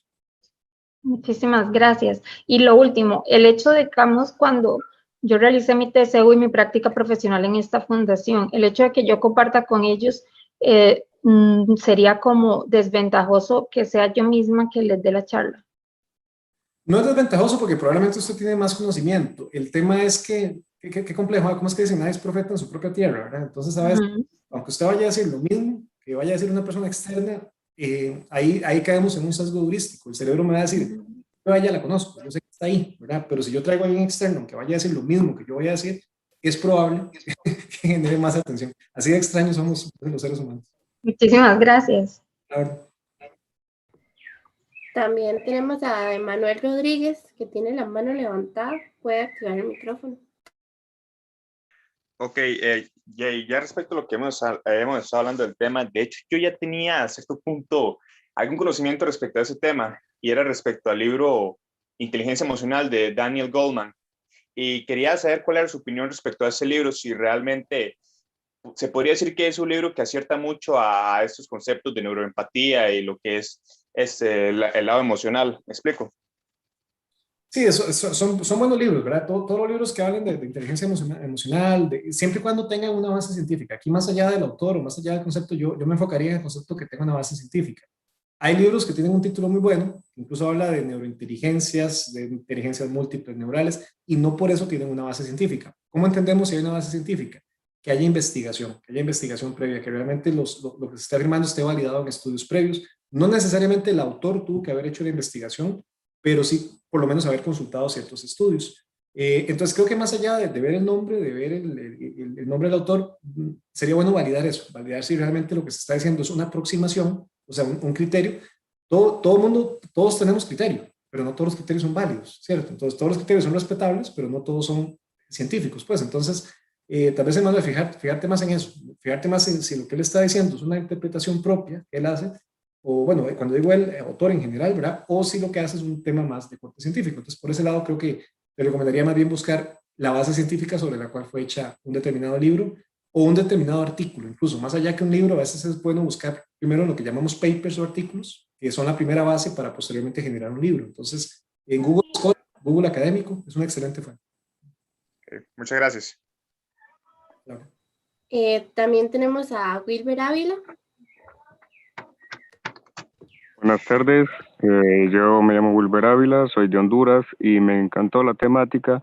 Me gustó mucho que empezara con el conocimiento de cómo funciona más que todo el cerebro, así dejó muy claro lo que se trata de transmitir, un mensaje muy claro, muy bonito y nos entusiasma. Es mi primera vez como voluntario, pero esto nos ayuda a seguir adelante y a querer seguir más adelante. Ahora, mi pregunta es, ¿usted qué pensaría sobre lo que es el líbido o la energía psicosexual según Sigmund Freud? ¿Cree que ayudaría bastante en la temática de la neuropatía? Sí, eso es, bueno, muchas gracias, Wilber. Encantado y qué dicha que te gustó mucho la charla. Sí, eso es un tema, ahí se sale un poco, ¿verdad? Porque ya es un tema más de psicología y ya se me sale un poco del área, pero te puedo hablar que desde el punto de vista de neuroconducta, la parte del líbido se asocia mucho a ese cerebro instintivo, a ese cerebro del bulbo raquídeo, pues, ¿verdad? Que tiene cierta emoción, puede no tener emoción, pero usualmente la parte de la energía sexual, pues, se asocia un poco también a la parte emotiva. Claramente, si hay una atracción, una energía sexual en algo por medio, pues va a tener una connotación más fuerte. Lo que pasa es que no necesariamente implica un circuito racional. Entonces, ahí es donde tal vez habría que hacer un poco más de investigación, un poquito más de estudios, y es una muy buena pregunta porque, en efecto, a nivel de neurovoluntariado no se contempla. O sea, no se contempla, estaría fuera del circuito, pero claramente si hay una activación en esta área, sí tendría que influir, claramente. Te debo la respuesta porque hasta ahí me llegaría el conocimiento en cuanto a este circuito, pero claramente sí me atrevo a decir que de haber va a afectar. Si afecta para bien o para mal, te debo la respuesta. Ok, muchas gracias. Y ahora le doy el pase a mi compañera Stephanie para que lea algunos comentarios y consultas que hay en el chat. Perdón, creo que hay una manita levantada también, Catherine. Ah, Scott, sí, perdón, no lo había visto. Adelante. Buenas tardes, gracias Juan Diego por tu exposición, siempre a nivel, y es algo que me encanta cuando los chicos pueden participar en este tipo de eventos. Hubo una frase muy rápida que pasó ahí en el ejercicio y que tuvo que ver con la forma en que interpretamos a la hora de ver una imagen, ¿verdad? Y alguien escribió ahí en el chat, dice, el cuidado que hay que tener es con la manipulación. ¿Cómo no transgredir esa línea? Porque en la intimidad de la conciencia, yo sí estoy buscando la manipulación sana, si cabe la palabra, de poder decir, gente, enamórese de esto que estoy haciendo. ¿Sí me explico? Pero al mismo tiempo entiendo que si lo hago muy bien, puedo llegar a un proceso de manipulación equivocada. No sé si me puedes enriquecer un poquito porque no sé si fue la tendencia de la pregunta que hizo el primer joven que hizo la intervención, que es responsable de estos procesos, pero yo creo que es esencial poder manipular de una forma sana y decirle a la gente, por eso es que esto es bueno y por eso es que es conveniente que participes, ¿verdad? Y no sé si lo puedes ligar con el tema generacional, porque yo en mi experiencia profesional desde la parte de reclutamiento y selección de recursos humanos, estoy convencido que a los jóvenes ya no los retiene nada. Ellos no son de retener, pero sí son de hacerse parte de algo. Y si yo logro que ellos sean parte de algo, listo, se enamoran y se casan y que también tiene su connotación, pero esta parte generacional vista con este proceso de voluntariado, esa conexión que hacías ahorita, ¿cómo nos podrías ilustrar la mejor manera de poder canalizar esto? Insisto, sin que se interprete como una manipulación, pero yo creo que en la intimidad de la conciencia hay parte de esto. No sé si logro explicarme, Juan Diego. Perfecto, Sol. Bueno, muchísimas gracias. Sí, claro, muy buena pregunta. Y sí, tal cual, ¿verdad? Tal cual, es un tema complejo. Vamos a ver, yo aquí me voy a lo más sencillo. El idioma español es el segundo o tercer idioma con más palabras del mundo y a veces no las entendemos bien. La palabra manipulación tiene una raíz que habla incluso de mano, habla de puño y habla de manojo, ¿verdad? Lo cual implica mover en contra de, lo cual implica que ese en contra de denotaría que la persona a la cual yo estoy tratando de convencer no lo estoy convenciendo, lo estoy obligando de manera coactiva o de manera reactiva, lo cual implicaría que mi manipulación puede ser forzosa, coactiva, o puede ser no forzosa, reactiva. Incluso a nivel legal, en etimología del derecho se habla de manipulación como la intromisión en la voluntad de pensamiento de la persona de manera no voluntaria o de manera no volitiva. Quiere decir que la persona no quiere que yo lo haga. Por otra parte, tenemos la palabra persuasión. Persuasión viene de un anglicismo que es pursuit, ¿verdad? Que es como seguir, y esto implica que es seguir la acción que la persona ya está haciendo. Entonces, más bien implica convencer, pero porque hay cierto lineamiento de la otra parte o cierta disposición a aprender. Ahora, ¿cuál es la línea? Qué complejo, ¿eh? Porque esa línea es súper delgada. ¿Cómo sé yo realmente que una persona joven está ahí buscando hacer una acción de voluntariado porque realmente quiere o porque tiene? Entonces, si tiene que hacerlo y yo más bien no logro realmente reforzar lo que él ya quiere, lo estoy manipulando.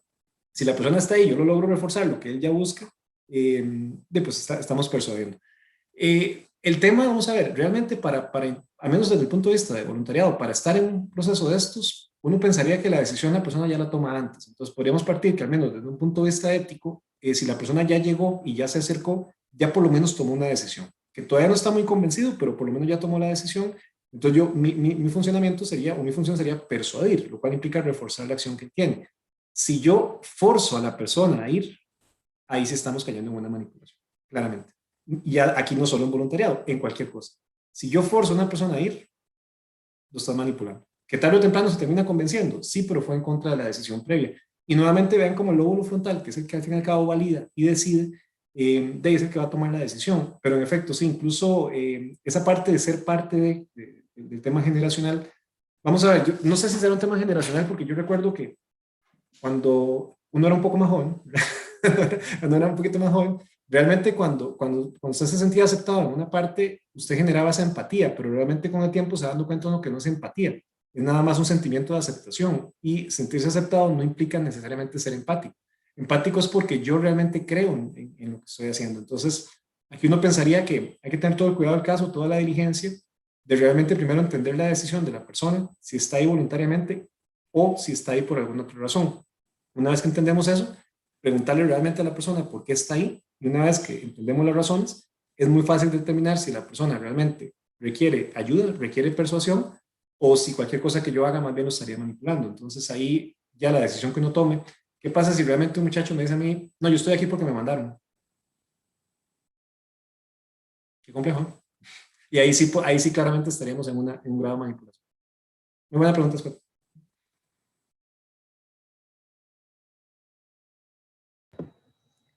No sé si Scott iba a contestar algo, profe, o no. Sí, no, me acordé de algunos detalles importantes en esta dinámica, como ofrecer puntos por algo que es pedagógico, ¿no? Y eso para mí sigue siendo manipulación, ¿verdad? Entonces, muchos lo ven con alegría porque es para algo bueno, pero es que estoy obteniendo los puntos. Entonces, ahí se me cae. Pero me gusta pensar en que la persona puede decidir antes investigar para poder ser parte de esto. Y creo que ahí estaría la diferenciación con algo tan sencillo como, por ejemplo, poder dar puntos por una actividad extra, pero que sea voluntaria, no que sea obligatoria. ¿Verdad? Entonces, la persona es la que decide si la quiere hacer. Si no la quiere hacer, no pierde absolutamente nada, pero si la hace, tiene un plus. ¿Verdad? Ahí podría uno decir que hasta cierto punto hay un poco de semántica también, ¿verdad? Hay un poco acomodada, pero bueno, lo cierto caso es que por lo menos no estás obligando a la persona. Muy bien, gracias, Juan Diego. Igual gracias al equipo coordinador, no sé si me adelanto al cierre, pero gracias por su trabajo. Esta es una excelente exposición y que creo que ayuda a ampliar muy bien el conocimiento de todos los que estamos acá. Muchas gracias, profe, y por su participación igual. Pasamos a Jocelyn Hernández, que tiene la mano levantada también. Hola, ¿me escuchan? Ok, mi nombre es Jocelyn Hernández. Yo soy estudiante y voluntaria en la sede de Liberia de la Universidad Nacional. Me pareció una charla súper interesante y algo que me quedó muy en mente fue lo que dijo don Juan Diego, y que el cerebro es un músculo y que como es un músculo lo podemos pues ejercitar de cierta forma, ¿no? Y eso me quedó mucho porque, bueno, recientemente con esto de la pandemia se ha visto mucho todo esto, lo de la salud mental. Entonces mi pregunta es, por ejemplo, las personas que sufren ya sea ansiedad o depresión, y tal vez me voy a salir un poquito de lo que veníamos mencionando, pero ¿qué tanto le puede ayudar entrar a un voluntariado? No sé si me explico de la mejor manera. Esa sería mi pregunta. Perfecto, muchas gracias. Bueno, sí, en efecto, Jocelyn, ahí se me sale a mí un poco del área, ¿verdad? Porque ya eso es tema de salud y se me sale un poquito. Lo que sí te puedo decir es que en términos generales, o sea, no porque una persona sufra de algo, ¿no? Que esa pregunta, como te digo, no podría contestarla porque no es mi área, pero sí te puedo decir en términos generales que usar el cerebro, mantenerlo activo, estar utilizando temas sinápticos, lectura, hasta juegos de video pueden ser, pero juegos de video que tengan alguna cuestión de estrategia, alguna cuestión de guardar cosas, ¿verdad? Algo que te mantenga activo, sí te ayuda mucho a estar atento, a tener niveles de neurotransmisores altos, a tener la sinapsis atenta. Entonces, claramente, tener el cerebro activo ayuda en muchos sentidos. Es como hacer ejercicio, ¿verdad? Usted si hace ejercicio, pues en muchas cosas te va a ayudar. No hay que ser médico para darse cuenta que si usted hace ejercicio regularmente, su cuerpo va a estar mejor que si no hiciera ejercicio. Entonces, con el cerebro es igual. Si yo lo ejercito, voy a estar bien. El problema es cuando hay algo de por medio y la persona no ejercita el cerebro, pues claramente va a afectar un poco más. Entonces ahí sí le dejaría esa pregunta ya a las personas más capacitadas en el área, pero sí te puedo decir que el cerebro, entre más activo lo tengas, menos tiempo tenés para otras cosas. Por ahí decían que la vagancia es la madre de todos los vicios, ¿verdad? Entonces también estar activo pues ayuda mucho. Muchísimas gracias.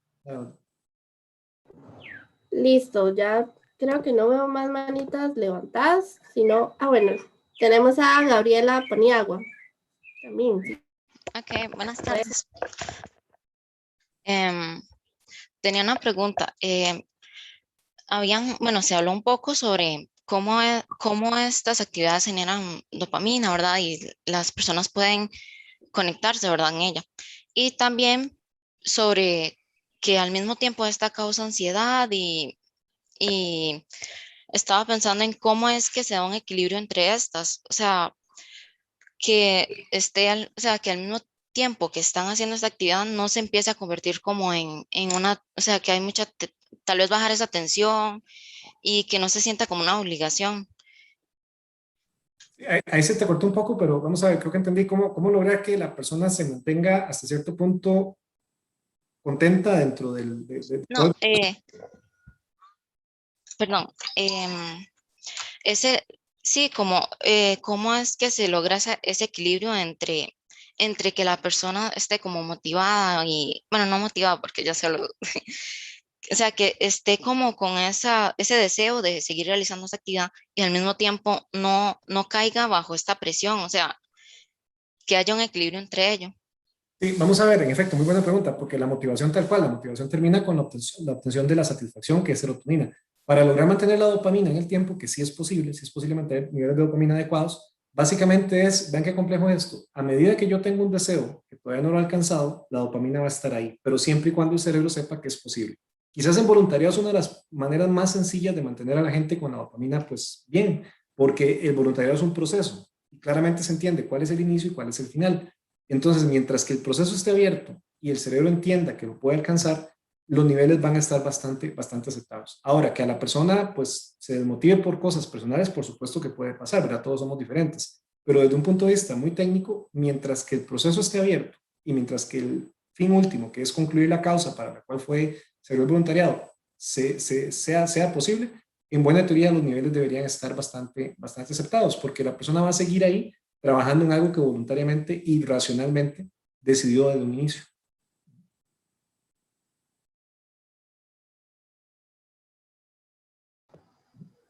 Listo. Ahora sí le doy el pase a mi compañera Stephanie para que nos dé algunos comentarios y preguntas que hay en el chat.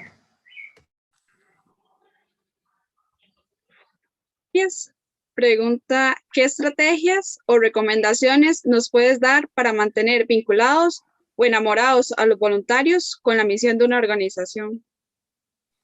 Primero, bueno, el impronta. Recuerden que el impronta, el primer recuerdo, la primera experiencia que tenga la persona es fundamental. O sea, ese primer acercamiento, la persona que lo reciba, la persona que lo trate, el tema de tener experiencias de personas anteriores que cuenten su experiencia y el hecho de estar dando información continua, creo que eso se me fue en la charla, el hecho de estar informando cómo va el avance, eso hace y va un poco también de la mano con la pregunta que hacía Gabriela, va de la mano el hecho que yo le voy dando reportes de cómo vamos avanzando, cuál ha sido el avance, cuánto falta, que sí es posible, que sí lo vamos a lograr. Eso también ayuda mucho porque eso hace que la gente no pierda la concentración, no pierda el enfoque y nuevamente mantenga un poco la dopamina en cierto nivel.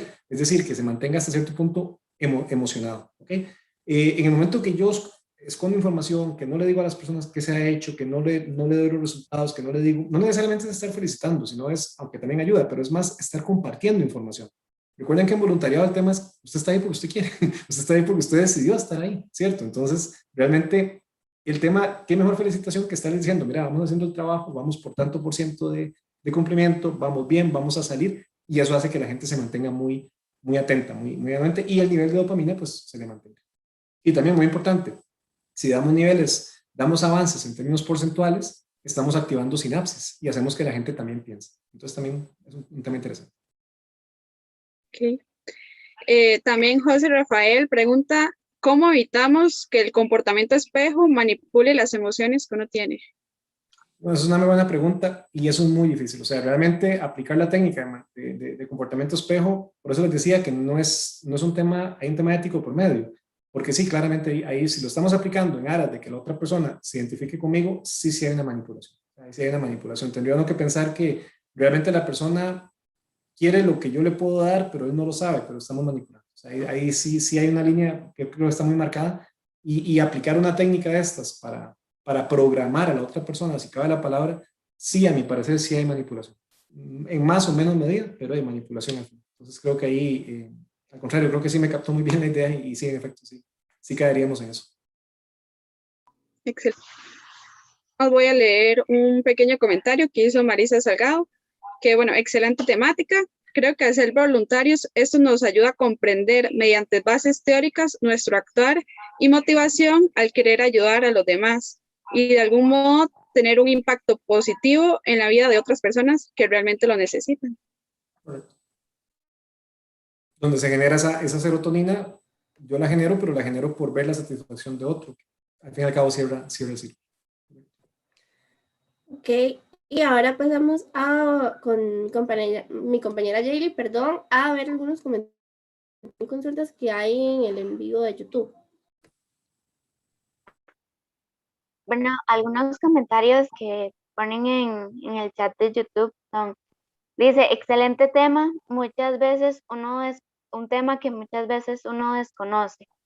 También Stephanie dice, qué maravilloso es formar parte de un proyecto como voluntaria, ya que me ha permitido desarrollar nuevas habilidades. Un saludo. Y esos serían los comentarios que hay. Sí, Erea nos hace una pregunta. Dice, buenas tardes, profesor, ¿qué opina de la aplicación de microelectrodos para la estimulación cerebral profunda, la cual logra que esa personalidad de las personas pueda cambiar mediante este tipo de tratamiento?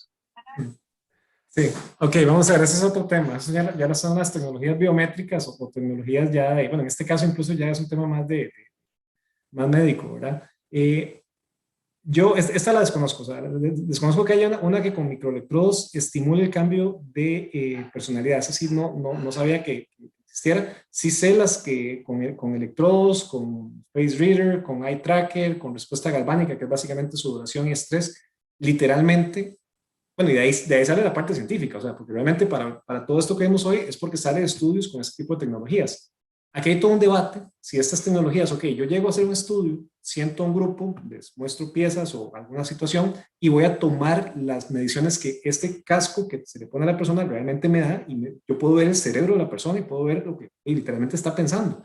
Puedo ver los ojos hacia dónde se mueven, no los veo yo, los ve el sistema, puedo ver las expresiones, puedo ver la sudoración, puedo ver los niveles de químicos reflejados.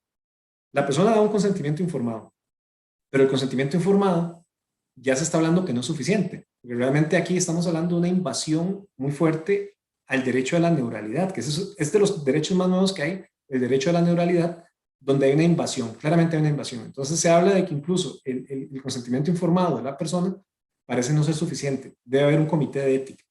¿Qué hago yo con esos datos? Si hay una ley de protección de datos de la persona frente a su tratamiento, que habla de datos financieros, habla de datos personales, habla de datos incluso de salud, ¿por qué no los datos neurales? ¿Cierto? ¿Qué hago yo con esos datos? ¿Cuánto tengo que guardarlos? ¿Quién tiene acceso? Entonces, sí, claramente aquí hay un tema que ese es otro tema, que es el tema del neuroderecho, que es interesantísimo. Y, pues, claro que sí, yo sí creo que hay invasividad, claro que sí hay invasividad. Si bien es cierto, nadie se somete obligado a un estudio de estos, pero yo no entiendo si realmente la persona estará comprendiendo los datos que se están extrayendo. Y en el caso de esta que preguntan por acá, si realmente hay electrodos que cambian la personalidad o que alteran la personalidad, pues sí, ahí sí habría un tema bien complejo y sí puede haber un tema incluso, pero ya eso me parece que es más médico, pero sí hay un tema ético. O sea, me imagino que deben haber comités de ética. En medicina siempre hay un comité de ética que aprueba este tipo de cosas y difícilmente algo pasa sin que un comité lo vea. Pero en términos de neuroconducta sí ya se está hablando de eso también, de que a pesar de que sean investigaciones que no tienen nada que ver con medicina, no dejan de ser datos neurales. Entonces ya se está hablando que el consentimiento informado no es suficiente y que necesitamos un poco más. Listo. Con esto damos el cierre al conversatorio de preguntas. Muy agradecida con cada una de las personas. Esperamos que les haya quedado claro y se hayan podido atender cada una de sus dudas. En este momento, bueno, ya lo había mandado al chat, pero le voy a mandar el último formulario de asistencia. Para esto tienen 2 minutos y continuamos al cierre. Entonces, en este momento pueden rellenarlo si nos hacen el favor.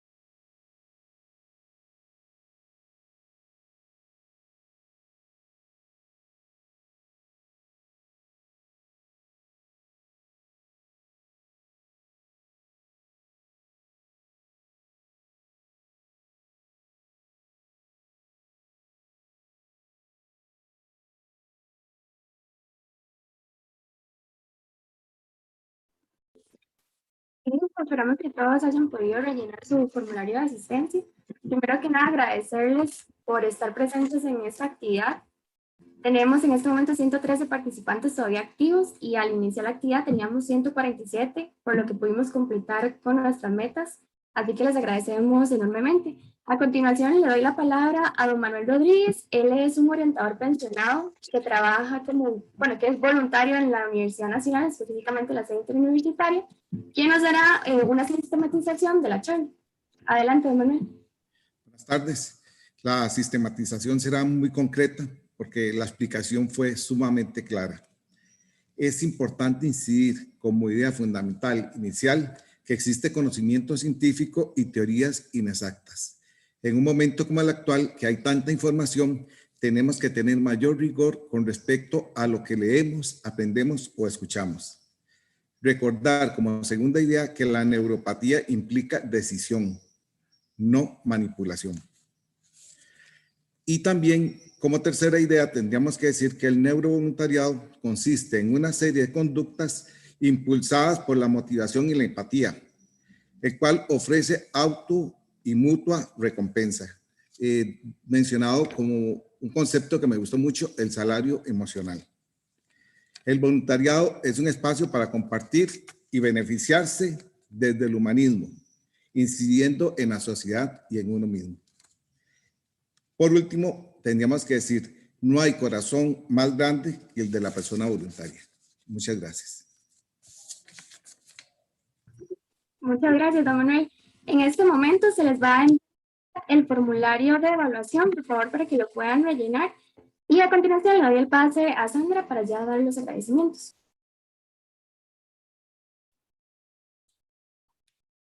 Bueno, muchísimas gracias. En primera instancia al jefe, como digo yo, al doctor Roberto Rojas Benavides, que es el coordinador de la Centro Universitaria de Alajuela, por creer en las agrupaciones estudiantiles, por creer en voluntariado. Gracias a ustedes, chicas del grupo gestor de voluntariado Interub, como se denominan ustedes. Gracias a Esteban, gracias al profesor Juan Diego Sánchez, gracias al profesor Scott Noguera, gracias infinitas a Manuel Rodríguez, ¿verdad? Por estar siempre acompañándonos. Y a ustedes, todas y todos los que nos han acompañado, por regalarse este tiempo de instrucción, de autoinstrucción, de inversión de tiempo en ustedes mismos. Buenas tardes.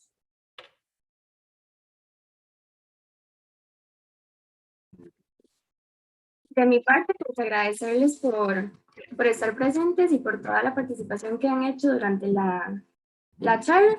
En este momento, por favor, si pueden evaluar la actividad, será de mucha ayuda para nosotros como el equipo gestor. No sé si Esteban está por ahí para que dé las gracias. Hola, sí, dime. Para que des el agradecimiento y ya la despida. Pues de verdad que esto es una actividad que por donde debería empezar el tema del voluntariado, ¿verdad? Yo creo que lo deja bien claro Juan Diego y quienes han expuesto el tema de manipular o del tema de decidir libremente. Pues una premisa básica del voluntariado es que la persona debería elegir libremente participar de la actividad misma del voluntariado. Y para ustedes, especialmente jóvenes y personas, estudiantes universitarias y universitarios y personas en general, creo que en cualquier actividad, como se los decía en la intervención anterior, el buscar el por qué, el para qué, el con qué fin participo, siempre va a ser preguntas claves, con qué objetivos, y los principios de voluntariado que siempre comparto con las personas que participan de nuestro proyecto, que es la solidaridad y la reciprocidad, ¿verdad? Siempre recibimos algo, pero no debemos tampoco ser manipuladores de la acción de voluntariado. Si queremos participar de voluntariado es porque realmente hay un interés en aportar, en contribuir, en crecer y en disfrutar. pero no en sacar beneficio propio, porque ahí estaríamos hablando de otro tipo de valor y espero que ustedes nunca sean, como jóvenes, partidarios de cultivar el ego y el egoísmo que en tantos problemas nos tiene como sociedad y como humanidad. Ese es mi mensaje. Ojalá que encuentren en voluntariado una actividad noble, una actividad que les llene, pero efectivamente una actividad que ustedes eligen libremente porque, como decía un filósofo, ustedes quieren transformarse a sí mismos para que se construya el mundo que realmente, o el entorno que realmente soñamos. Muy buenas tardes y muchas gracias. Muchas gracias, Esteban.